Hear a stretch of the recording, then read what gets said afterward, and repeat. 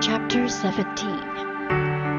I hear your challenge. I hear it.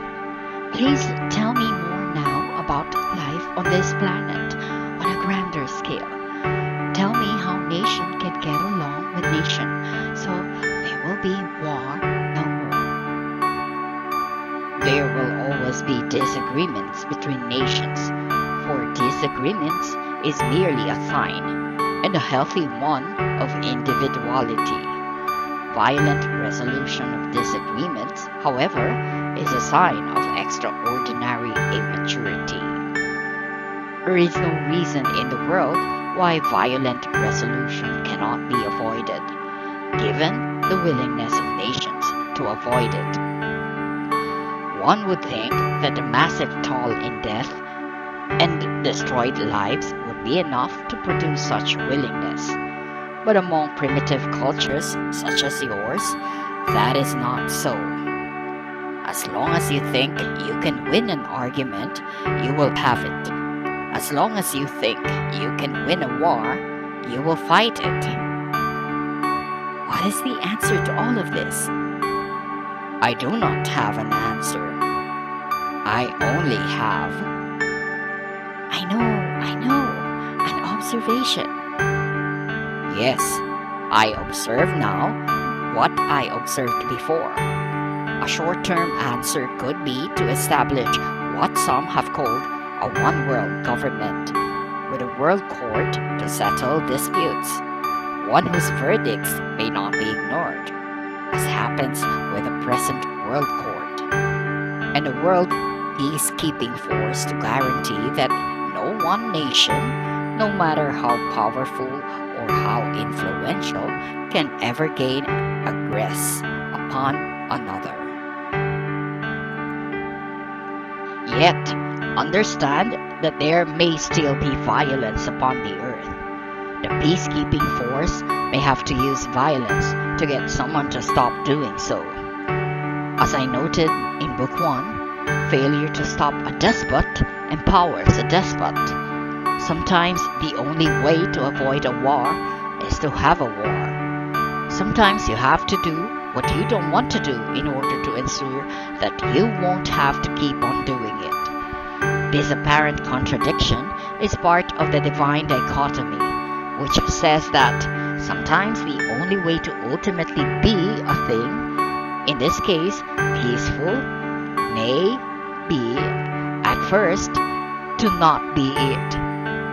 In other words, often the only way to know yourself as that which you are is to experience yourself as that which you are not.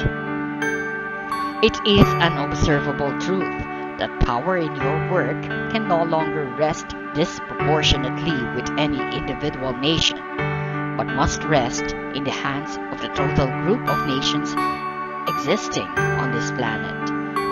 Only in this way can the world finally be at peace, resting in the secure knowledge that no despot, no matter how big or powerful his individual nation, can or will ever again infringe upon the territories of another nation, nor threaten her freedoms.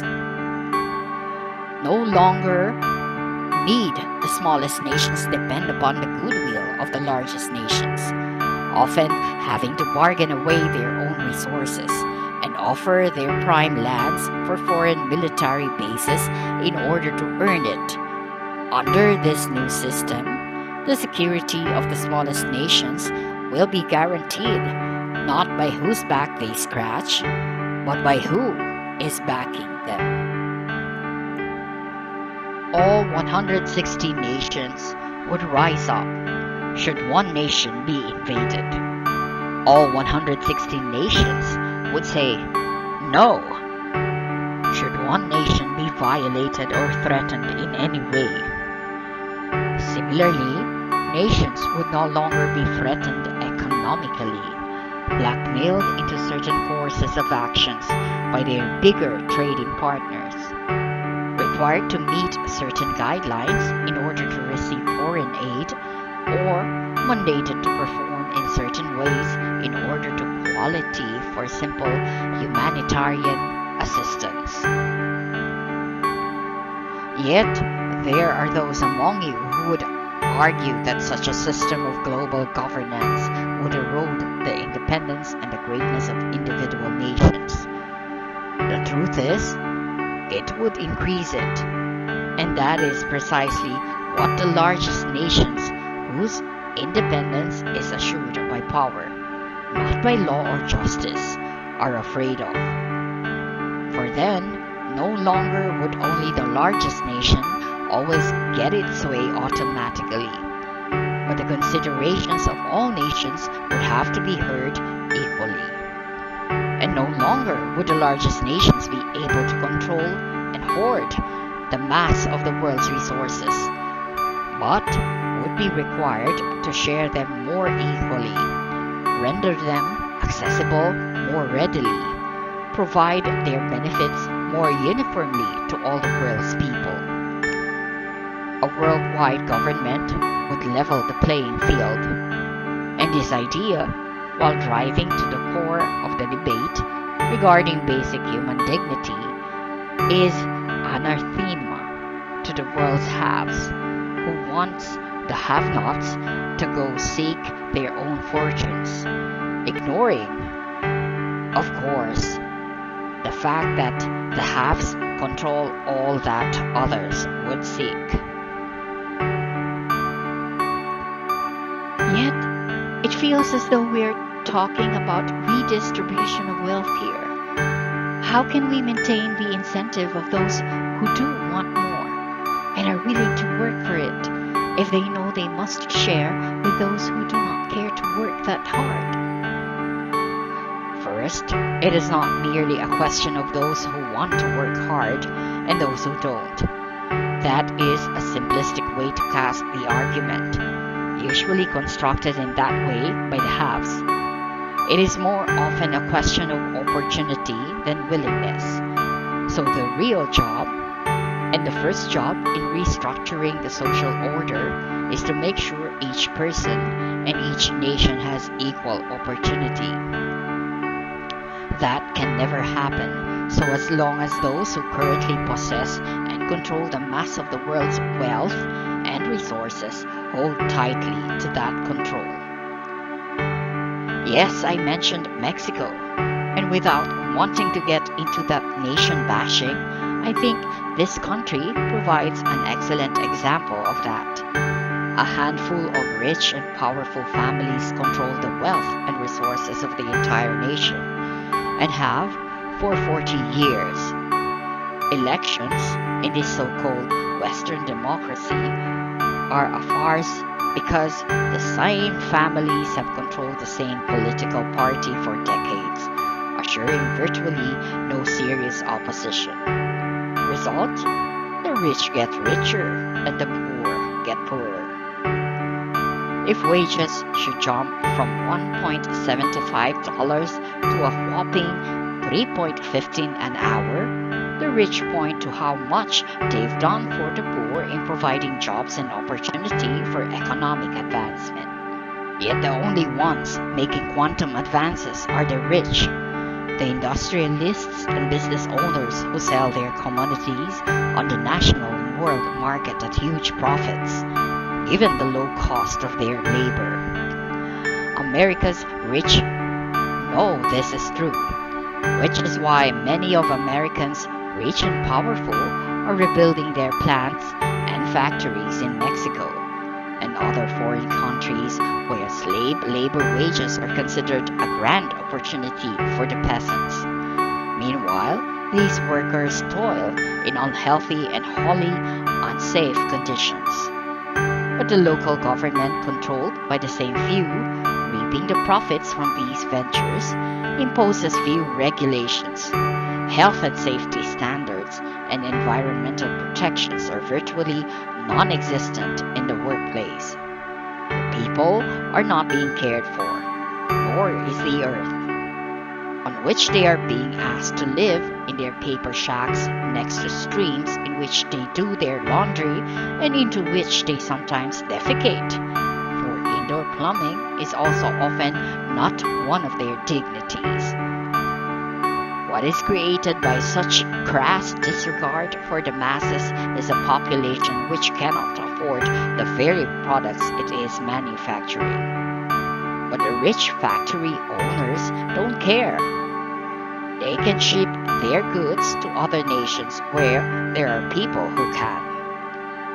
Yet, I believe that sooner or later, this spiral will turn upon itself with devastating consequence, not just in Mexico, but wherever humans are exploited. Revolutions and civil war are inevitable, as are wars between nations. So as long as the haves continue seeking to exploit the have-nots under the guise of providing opportunity. Holding on to wealth and the resources has become so institutionalized that it almost now appears acceptable, even to some fair-minded people who see it as simply open market economics.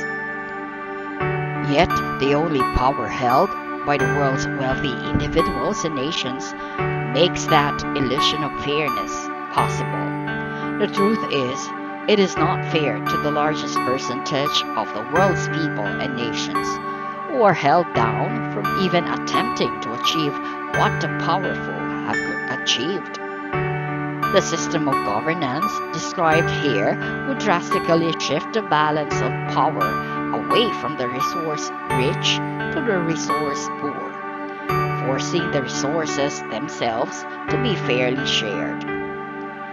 This is what the powerful fear. Yes, so the short-term solution to die world's ferment may be a new social structure, a new worldwide government. There have been those leaders among you who have been insightful enough and brave enough to propose the beginnings of such a new world order.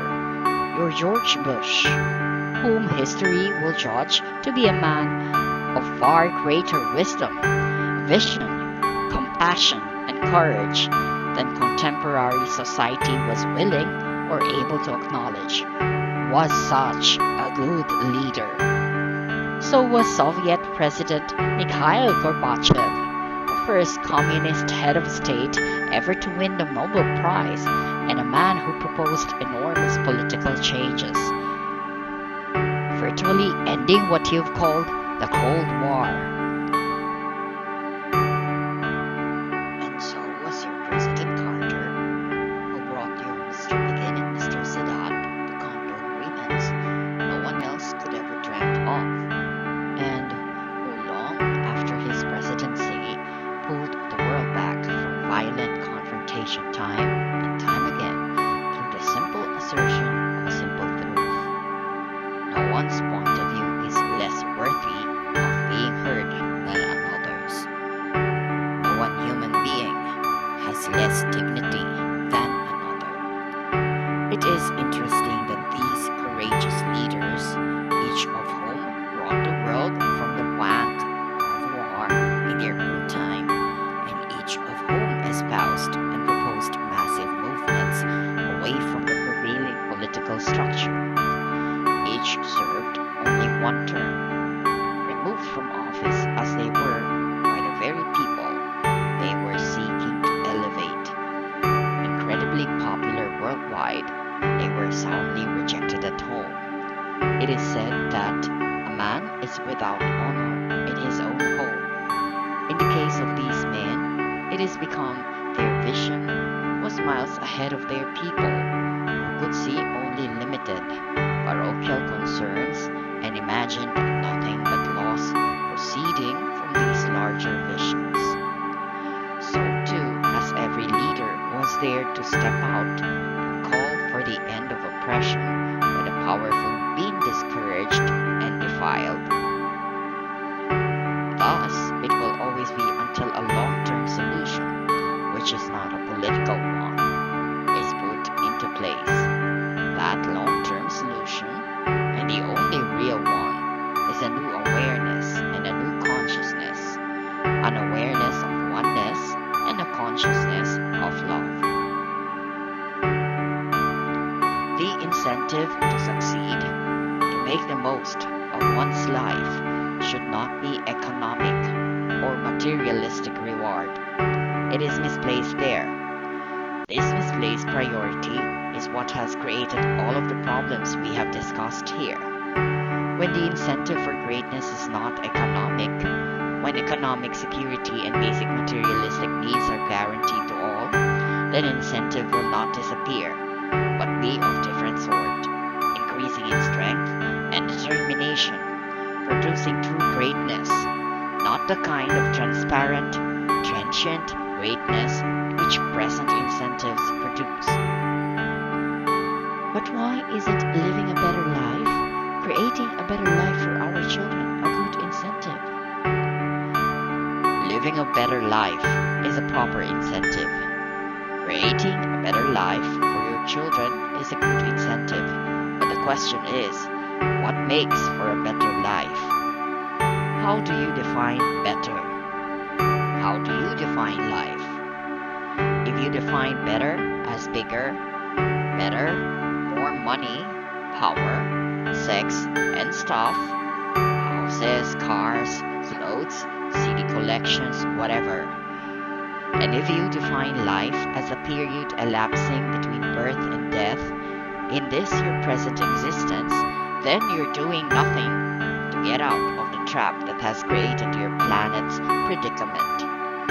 Yet if you define better as a larger experience and a greater expression of your grandest state of being, and life as an eternal, ongoing, never-ending process of being, you may yet find your way.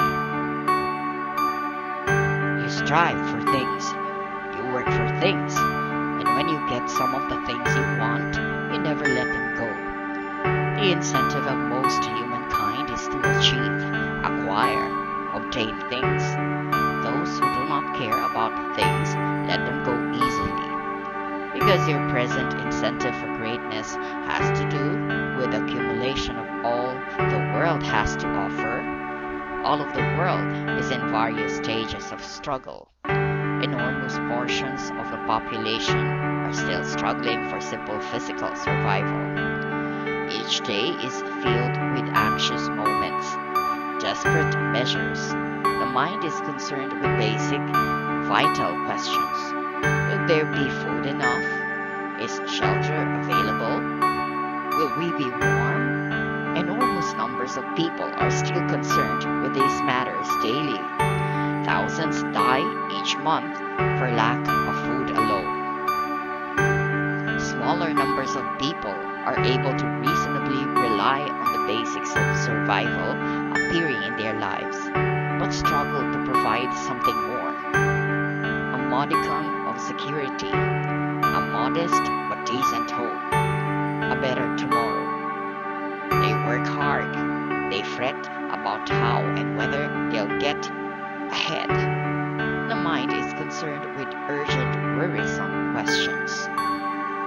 By far, the smallest number of people have all they could ever ask for. Indeed, everything the other two groups are asking for. But interestingly, many in this last group are still asking for more. Their minds are concerned with holding on to all that they have acquired and increasing their holdings.